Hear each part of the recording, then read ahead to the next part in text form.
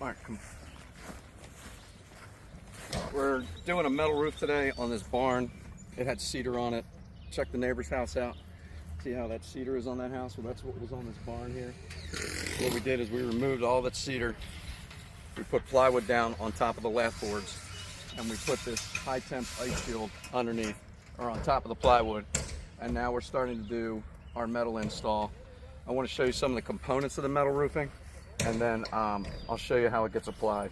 So this is what we call a ridge cap, and it's bent specifically for the pitch of this roof, so that when we stick it on there, we don't have to push down on it.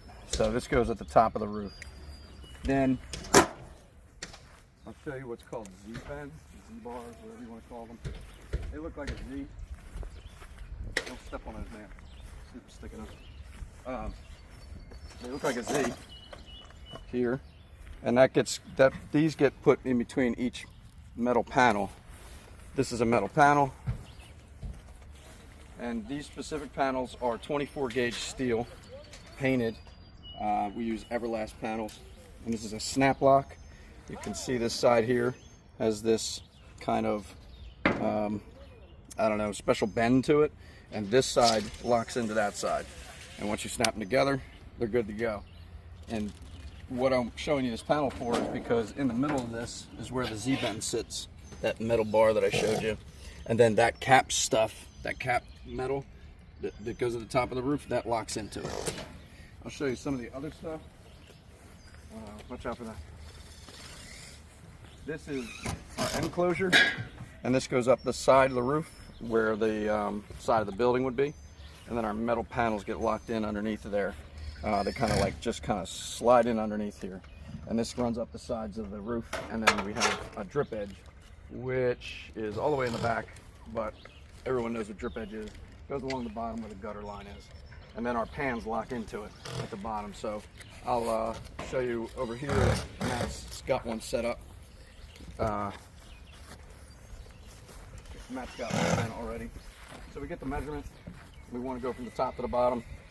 These panels are 22 feet or something long, and so what we do is we fabricate an inch and whatever underneath the panel, and this gets locked into drip edge. And I'm gonna go get a drip edge and show you. So this stuff comes so that we don't scratch it, but when we put this first one on, we just take this off of here. So this is the drip edge, and you can see it has this F metal look, and we made this a little bit longer, but sometimes this can be a little bit shorter the face of it.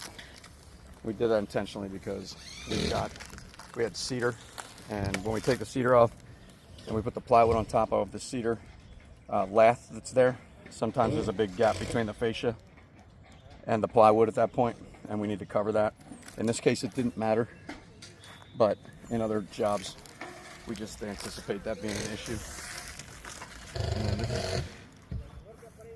And they took the fucking piece off.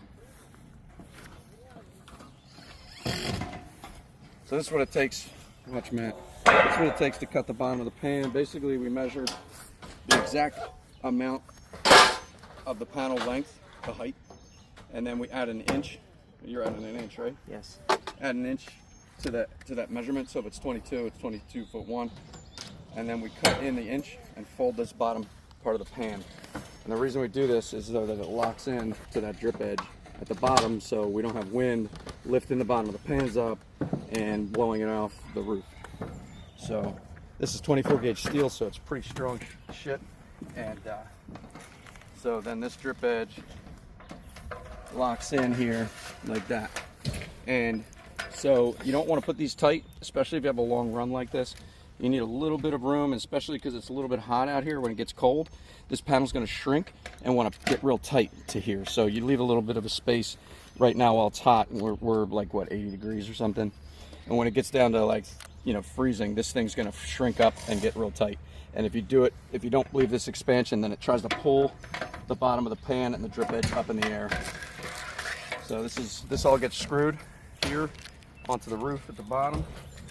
And then we fabricate these pans, and one of the things you have to make sure you do is make that left side of the house the pans that you start with the same width as the ending pan over here. So we did the math and came up with an 8-inch pan on this side. And sometimes you'll have a roof where the side of the gable, it kind of goes in or it goes out. One side's in a little bit farther than the bottom. Might be larger or wider than the top. So in this case, the bottom row of this roof is wider by 1 inch than the top. And so what we'll do is when we put our last pan in, the top panel will be 1 inch shorter than the bottom panel, or the bottom width. And then we just run these, once you have that starter and it's straight and square, you run these all the way across the roof. And because these panels are big, we don't have a break that big. So I'll show you some of the tools that we use. So we have this tool that we use to make the panel an 8-inch panel.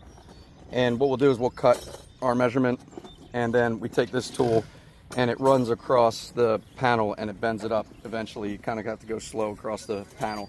And that's how we deal with a big panel like this, because brakes aren't 21 feet long, or at least we don't have one that is. So we use this tool for it. The other tools that you need are right here. Hammer. You know, we like to use these, and we put a little bit of tape on them so we don't scratch the bottom of the panels.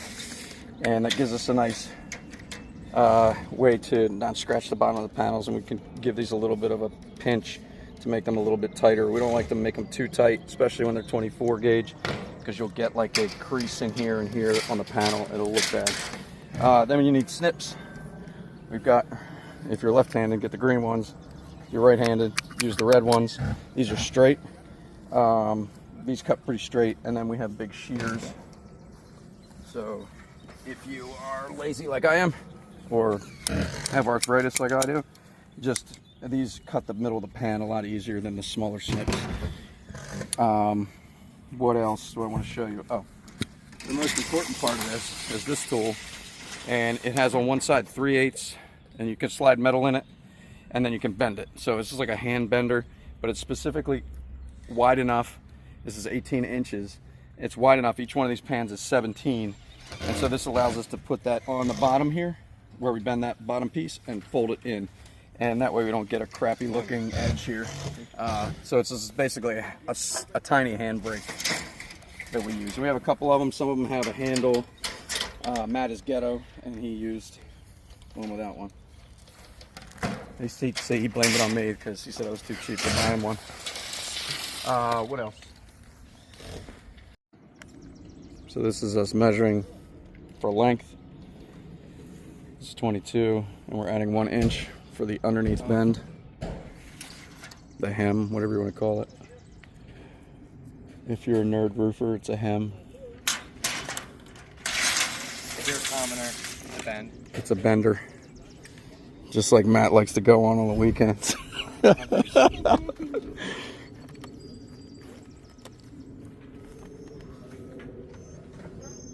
anything to say, Matt? No, I don't know what. Do you want to show how to use that? Cut a piece. My tape handle? No, the bender. Cut a piece and show it. Yeah, I can show that. Now Matt's using a template he made to make it level, right? No, so you get the line. Oh, it's just for your line? Yeah, just so that you don't have to put a square or something that doesn't fit inside. Okay, yeah. So you can do that, or sometimes I'll use the bar. But See what I mean? It comes off a little bit. Yeah, it gets you close enough. And then this is the ice shield. Oh, Sam's calling me. Sam's calling. I don't care. This is the high temp stuff. We use Carlisle whip, water, high temperature. You want high temp underlayment because these panels will get really hot, and a regular ice shield will kind of fall apart and melt underneath of it. So we use that. Bottom of the pan.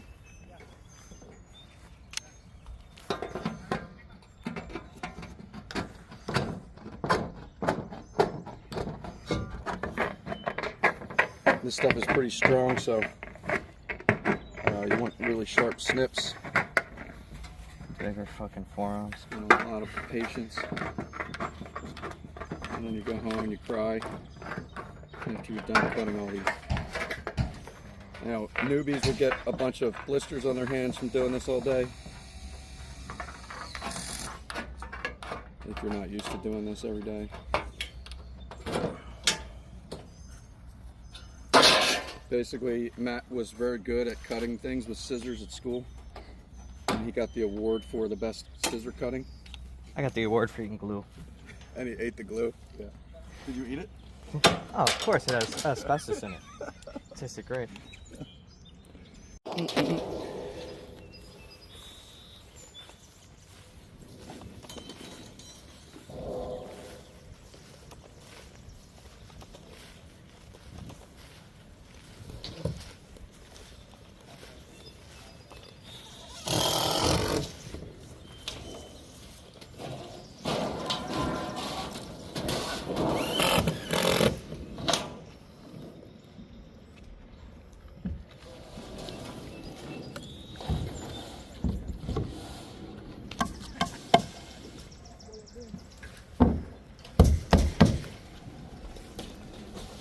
So I'm going to show you how we set these panels. Go for it.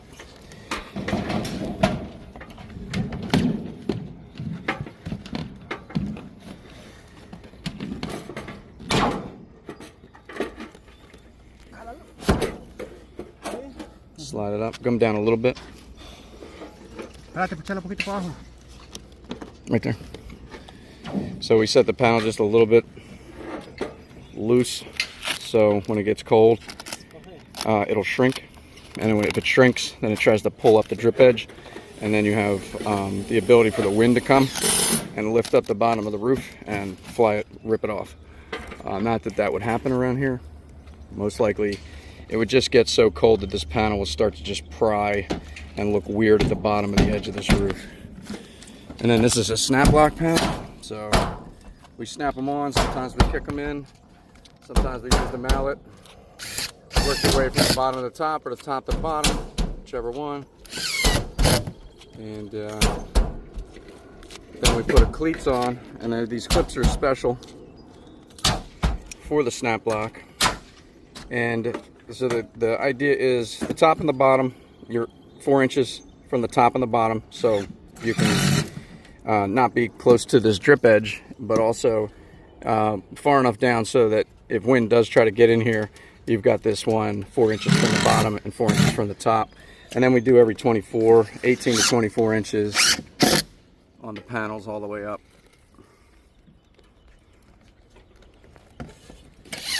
And to keep this plastic on here, we have to get it away from the seam or you'll never get these out. So we pull them aside, and we leave the plastic on here just to the very end in case we drop something, just like a protectant. You have one of the clips? So this is what they look like. They lock in underneath the panel and on the top of the panel. Then they have screw holes here. We screw them in with panhead screws.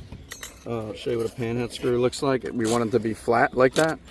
And the reason we want them flat is so that they don't push up from underneath the panel on the other side. So you can see where this panel is going to sit. We don't want them to cut. We don't want a big head on them. We want them flat so that they don't pop up. Over time, they would show up like right here as an indent all the way up every time there was one. So flathead, panhead screws, and everything gets screwed down. We like to screw them down because of wind uplift over time. If this is a nail and it's not a ring shank nail, even if it is a ring shank nail, over time the wind and the uplift and everything on the panels over time will try to pull these panels off the building, and with a screw it's almost impossible for them to lift. Especially the amount of screws that we put in. You can see they're like every 18, 24 inches.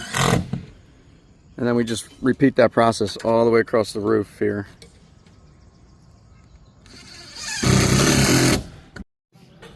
Also, this barn is unconditioned, meaning it doesn't have heat or air conditioning or anything in that space itself. So we're not venting this. It's not insulated either.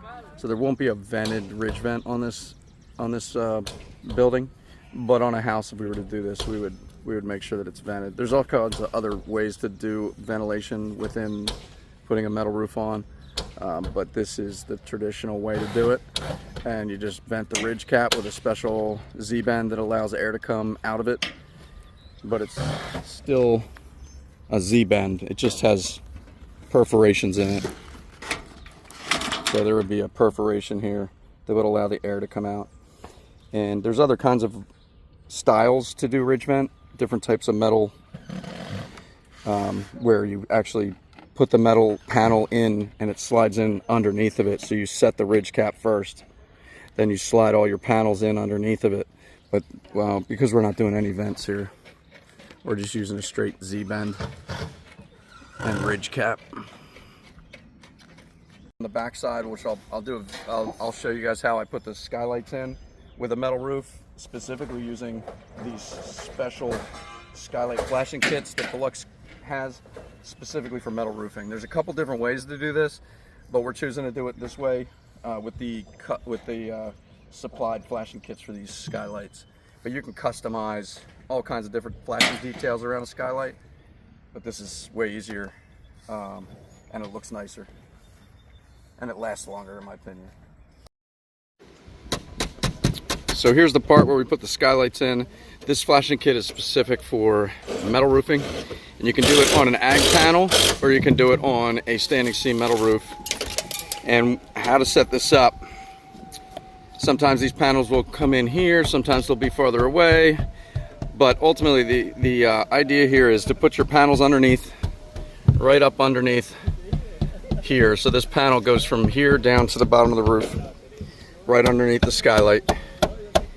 Then we put this around, this custom piece goes around the bottom, and what we do is we take this standing seam and bend it down so that we don't have like a big raised section here.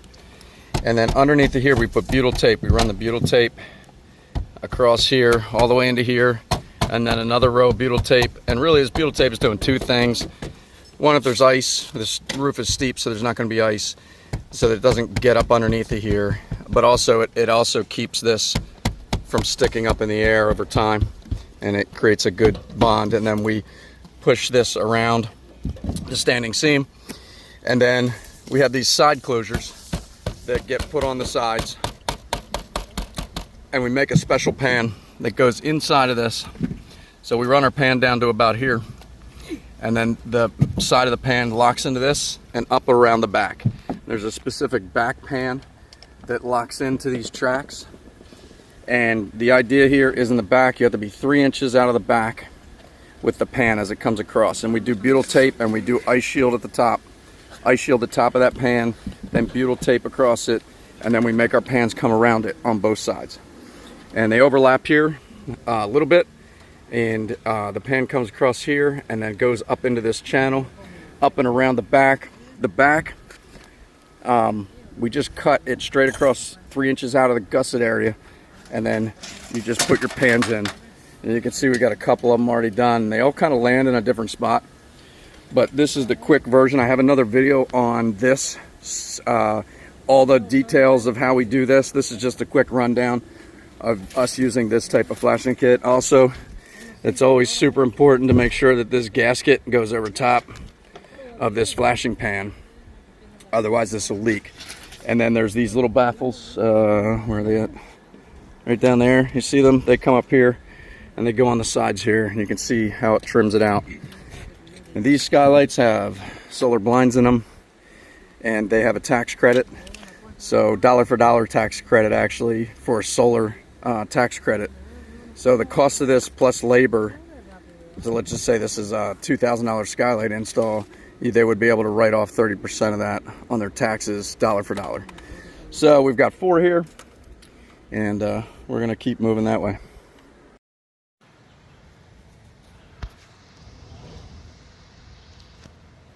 Metal roof is on with these barns. They're very difficult to deal with, specifically this one. The walls, the gable ends are longer. They're like bulged out. This building had a lot of work done to it in order to just make sure that it didn't fall over. So this wall is out like this at the tops and the bottom's in, which makes it very difficult. All the rafters are crooked, so they don't go in a they're not straight at all. This is how it looks on the back. We've got one more pan to put in. All the skylights are in. we're putting a black gutter and snow guards. And that'll be that. And the ridge cap has to go on yet.